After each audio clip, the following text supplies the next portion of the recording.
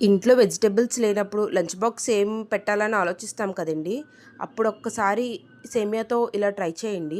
Hello people! Welcome to my channel హైదరాబాద్‌లో హైమ. ఈరోజు video వచ్చేసరికి సేమియా పులిహోర అండి.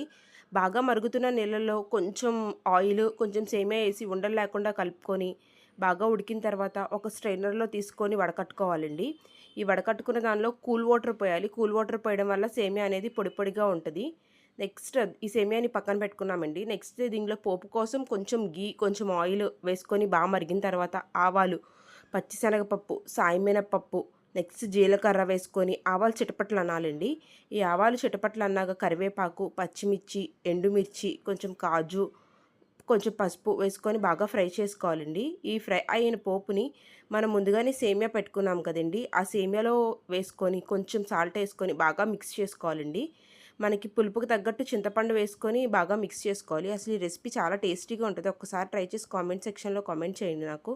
మీకు ఈ వీడియో నచ్చినట్టయితే లైక్ చేయండి.